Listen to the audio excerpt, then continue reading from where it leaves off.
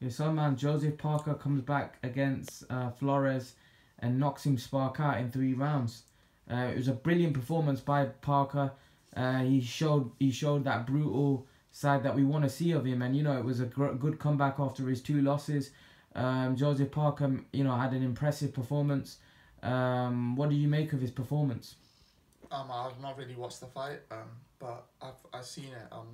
That he knocked him out within 3 rounds. I think it's good for him because coming off the 2 losses he really needed a tune-up fight because he used to build his confidence back up. I think he came in quite heavier for this fight as well.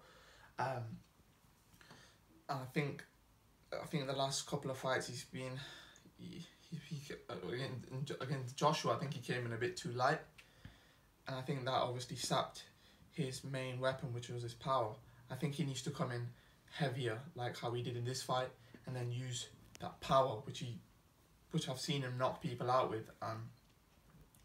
But yeah, I think he's gonna have to just go up a bit slowly now and just build his confidence back up, and then look for a big fight again against someone like Dylan White or even someone like Luis Ortiz once he's had a couple of fights, 3-4 fights, and then go into once he thinks he's ready, then he should go into a fight with someone like Luis Ortiz or just Povetkin, someone like that. Yeah, but guys, I thought it was an impressive performance by Joseph Parker.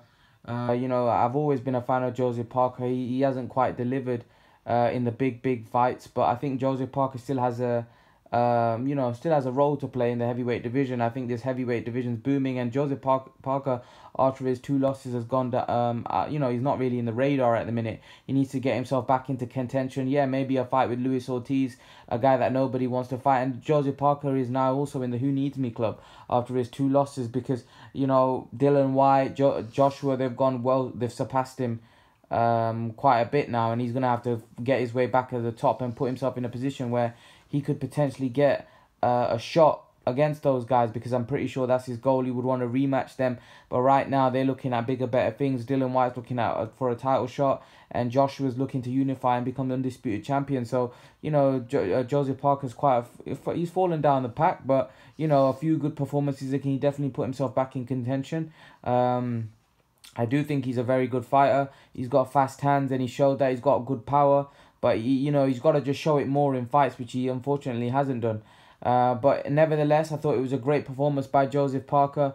He needs to continue to rebuild his career.